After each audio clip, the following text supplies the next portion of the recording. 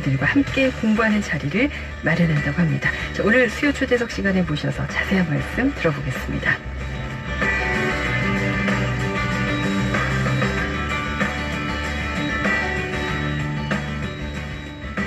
우병을 밝히고 3월 13일 수요일 순서 함께 하고 계십니다. 자, 수요 초대석 오늘은 온천동 무량사 주지 법천 스님 모시고 함께 하겠습니다. 안녕하세요. 반갑습니다. 네, 반갑습니다. 네. 제가 시작할 때 이제 인문학 이야기로 시작을 열어봤는데 이 불교와 인문학 강의를 스님께서 직접 특강을 하신다고요. 오늘 저녁에 두 번째로 마련된다고 들었는데 언제 어디서 열리게 되는 건가요?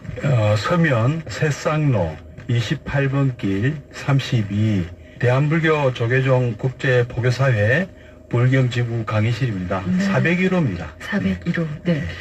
자, 그런데 어떻게 이 인문학 강의를 스님께서 시작하게 되셨을까요? 네, 승려가 되기 전에도 네. 중학교 때부터 각종 인문학에 관심이 많았습니다. 네.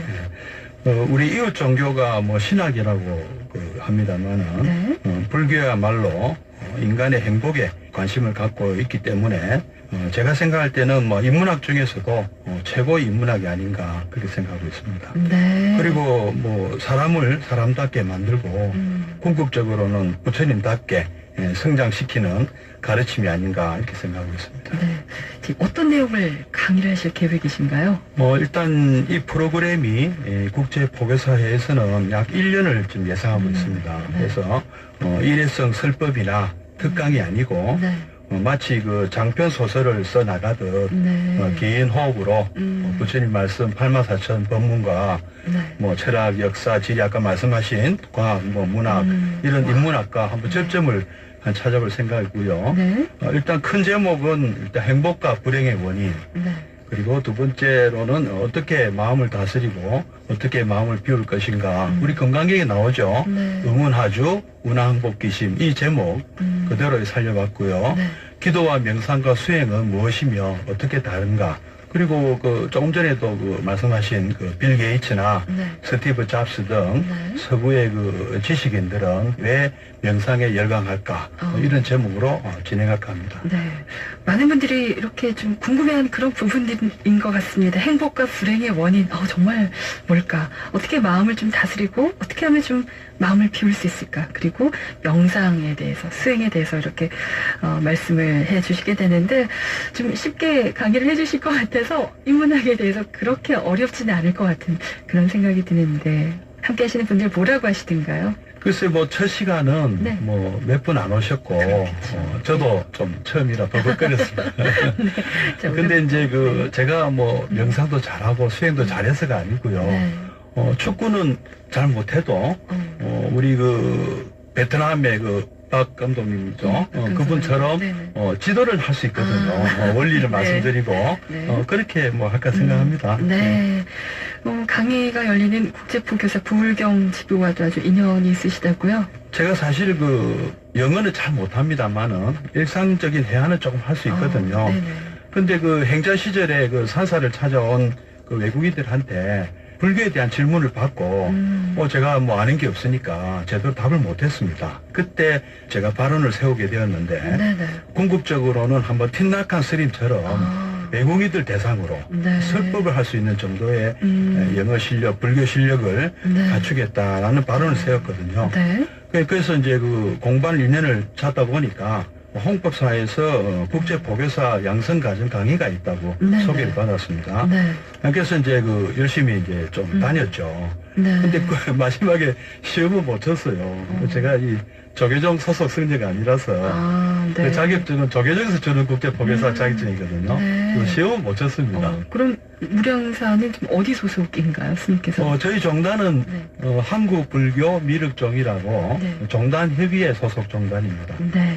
자, 이 밖에도 이제 스님께서는 현재 동의의료원, 부산구치소, 김해효능원, 무량수 요양원 지도법사를 또 맡고 계신데 어떻게 해서 이렇게 또 법회를 맡게 되셨나요? 홍법사에서 이제 공부할 당시 또 제안을 받았어요. 네. 홍법사 어린이 법회 지도법사도 맡게 되었고 또 청년의 법회 지도법사도 잠시 맡게 되었거든요. 네.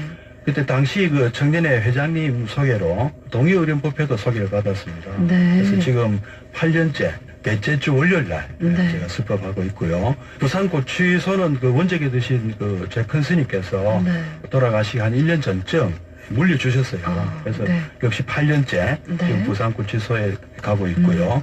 김해 현흥원은 그 연산동에 정수사라는 큰 절이 있지 않습니까? 네, 네. 거기 주지 원강 큰 스님 건유로 네. 3년째 지금 아. 매달 한 번씩 가고 네. 있고요.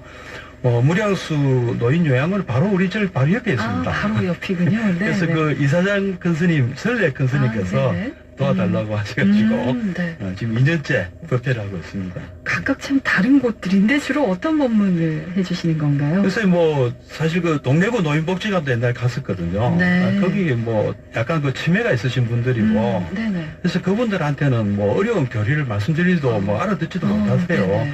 그런데 이상하게도 네. 사성제 법문은 또 아주 관심이 많으세요. 생로병사에 관련된 문제라서 그런지 네네.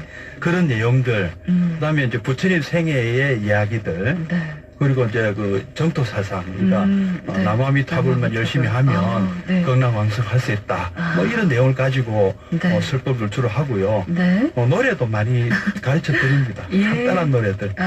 네. 잘 따라하시고 좋아하시네요. 예. 네. 자, 그렇게 이제 어떻게 보면은 눈높이에 맞춰서 대기설법을 해주시는 거네요. 네. 자, 그 전에도 이제 다양한 활동을 하셨는데, 대략 살펴보니까, 전 부산대 바람일 불교학생의 지도법사, 또 김해 여여정사 불교대학 강의, 뭐, 다양한 지도법사 활동들을 하셨는데, 하시면서 좀 느끼셨던 점들은 어떤 게 있을까요?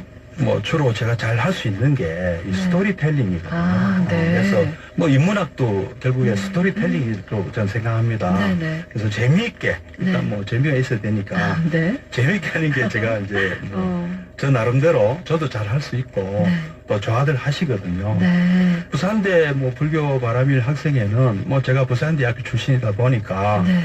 제가 다니던 뭐 불교 대학이나 제가 포교당이 그 근처에 있었어요. 네. 그래서 이제 상담을 하다 보니까 학생들 제가 돕게 되었고 네. 그 학생들이 보면 취업 부담 때문에 참 그 표정이 너무 어두웠습니다. 그래서 네. 자 그런 것들 어떻게든 밝게 좀 바꿔보려고 네. 한 5년 정도 했었어요. 네. 그러다가 이제 후배 스님한테 물려주고 그 후배 스님은 또 한 3년 하시다가 네.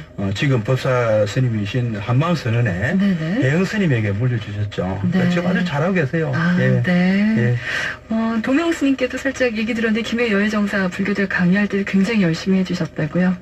아닙니다. 그 주의 스님, 그 도명 스님이 워낙 네. 바쁘신 분이시잖아요. 네. 그래서 이제 일부 네. 스님 바쁘실 때 제가 네. 좀 그대로 드린 거죠. 네. 근데 그 여행사 술자님들이 네. 굉장히 수준이 높으시더라고요. 네. 그리고 신심도 아주 깊으시고 네. 어쩌면 뭐 제가 이렇게 설법할 때 그 강의할 때 네. 가장 보람이 있었지 않았나 이 생각합니다. 그만큼 이제 수준 높은 불자님들이 그렇죠. 열심히 잘 들어주시니까. 예. 네. 자, 그 밖에 또 뭐 템플스테이도 지도법사 맡으셨나요? 예. 우리 네. 그 뭐 종단의 유일한 템플스테이 사찰입니다. 주로 그 조계종 외에는 타 종단 사찰이 몇 개 안 됩니다. 네. 한 5개 정도. 네. 그 중에 하나였습니다. 네. 그래서 한 3년간 큰 스님 돌아가시기 전에 네. 맡아가지고 예. 아주 잘 운영을 했고 네. 역시 그 참 다양한 분들을 만났고 네. 참 제게는 참 그 좋은 경험이었고 네. 참 보람이 많았습니다. 네. 예. 자, 무명을 밝히고 함께하고 계십니다. 자, 오늘은 온천동 무량사 주지 법천 스님과 말씀을 나누고 있습니다.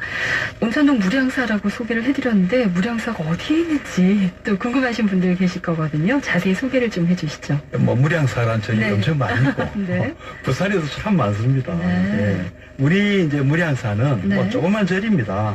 근데 이제 만덕 1터널 입구에 보면 네. 온천 이동에 금정말이라고 있습니다. 네. 거기에 이제 무량수 노인 요양원이 있고요. 네. 그 옆에 잘 아실 겁니다. 연불 참 잘하셨던 만월당 성공 큰 스님이라고 네, 이분이 이제 돌아가시기 네. 전에 예. 약 한 8년 정도 전에 창건을 하셨습니다. 네. 저는 뭐 한 5년째 지금 주석하고 있는 중이고요. 네. 뭐 3층 건물에 기아 지붕도 있고 아주 아담한 사찰입니다. 네. 제가 뭐 한 10여 년 또 도시 보교를 했거든요. 네네. 그래서 12년 동안 그렇게 오시는 불자님들하고 네. 또 무량사 창근일에 또 다니시던 불자님들 이렇게 합쳐가지고 네. 힘을 합쳐서 기도도 열심히 하시고 네. 정진하시는 보현행원 실천도량이다 이렇게 말씀드릴 수 있습니다. 네. 저 금정마을 무량사 이렇게 표현해야지 더 잘 알아주실 것 그렇죠. 같아요. 그렇죠? 예. 이 무량사에서는 현재 지금 어떤 기도 법회가 봉행되고 있나요? 정기법회는 뭐 음력 초하루 법회하고 네. 뭐 지장제일 정기법회 이렇게 하고 있고요. 네. 주로 이제 법회는 뭐 다른 제나 비슷합니다.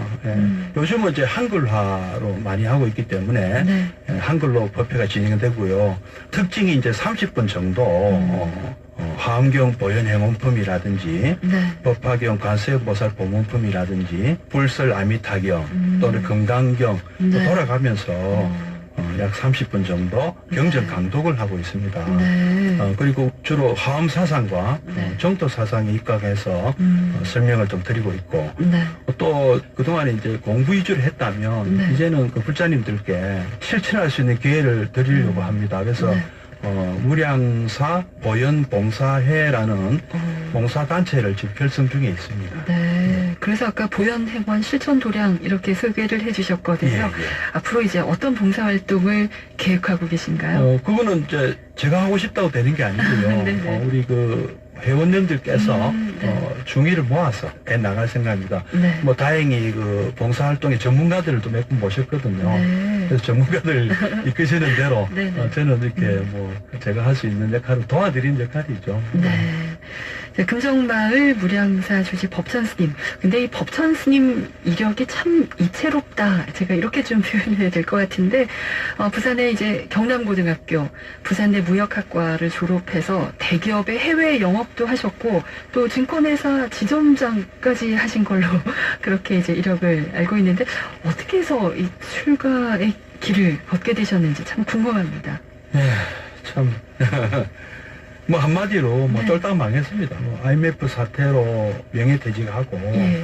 증권회사에 이제 계약직 투자 상담사로도 네. 근무했지만 뭐 결국에는 그 뭐 보증을 좀 잘못 썼다 이렇게 말씀드렸거든요. 네. 그래서 그에게 빚을 좀 안게 돼서 네. 결국에는 이제 제가 감당할 수 없는 수준에 이르러서 네. 가정 파탄도 일어나고 어쩔 수 없이 그 이산 가족이 다 되어버렸습니다. 네. 그래서 이제 뭐 찜질방이나 뭐 주유소 그때만 해도 예. 대학생 알바들이 주로 있던 시절인데 네네. 제가 나이 들어 주유소 알바도 하고요. 그러셨군요. 개인 가입가도 해보고 뭐 네. 이러다가 제가 다니는 그 사찰에 네. 주지스님께서 한번 출가를 해보는 게 어떠냐. 네. 그래서 저도 뭐 마침 개인 가입도 잘 안 되더라고요. 그래서 이제 뭐 그렇게 출가하게 되었습니다. 네. 자, 많은 분들이 이제 IMF 하면 그 시절을 지나온 분들은 대략 IMF 뭐 이 글자만 들어도 그 상황이 그대로 머리에 떠오르면서 어떤 상황이었니 시대적 상황을 알 수 있고요. 또 잘 모르는 젊은 이제 층들은 얼마 전에 이제 뭐 국가부도의 날인가요? 그 영화를 보면서 IMF가 이랬나? 그 전설로만 듣던 IMF 조금이라도 이해할 수가 있는데 지금 바로 그 IMF 상황을 말씀을 주셨거든요. 그렇게 해서 어떻게 보면 인연이라면 인연으로 출가를 하시게 됐는데, 자, 출가해서 내가 좀 어떻게 뭐 살고 싶다, 어떤 스님이 되겠다, 어떤 원을 세우셨나요? 그때 스스로 막 목숨을 끊는 것도 한번 생각해 봤거든요. 근데 네네. 죽는 것도 쉽지 않더라고요. 예. 사는 것도 쉽지 않고. 참. 네. 그래서 이제 이게 도대체 어떻게 해야 되는지 정말 그 길 모르고 방황한다 하는 것이 딱 맞는 그런 상황이었거든요. 네네. 그래서 한번 원도 그렇게 세운 거죠. 제가 네. 이제 기도 도중에 이렇게 네. 관세음보살 정근을 하면서 느꼈습니다. 네. 부처님께서 어느새 제 그 문제를 다 해결해 주셨고요. 네. 정근하는 도중에 그런 생각을 했어요. 그러면 이제부터 내가 나와 똑같은 상황에 놓인 사람들을 도와줘야 되는 것이 아니냐. 네. 어려우면 관세음보살을 찾으라는 의미가 네. 관세음보살 보문품의 가르침의 의미가 바로 네가 관세음보살 되라는 것이다. 네. 이렇게 저는 받아들이게 되었습니다. 네. 그래서 저처럼 뭐 길 모르고 방황하는 사람들, 구체적으로 뭐 교도소 뭐 수용자라든지 네네. 뭐 병원의 환자분들이라든지 네. 뭐 군인, 뭐 요양원의 어르신들, 그리고 뭐 여러 어린이, 학생, 외국인 이런 분들 뭐 한번 대상으로 한번 제가 포교 활동을 해보자 이런 원을 세웠죠. 예. 군부대 말고는 다 이런 상황입니다. 이제 그럼 군부대로 가시면 되겠네요. 템플스테이 할 때 그 네. 공군 군인들이 왔었거든요. 그러면 그렇군요. 그까지 치면 네. 다 된 겁니다. 자, 이렇게 뒤늦게 출가하시고 또 수행생활 하시면서 좀 느끼신 점이라면 어떤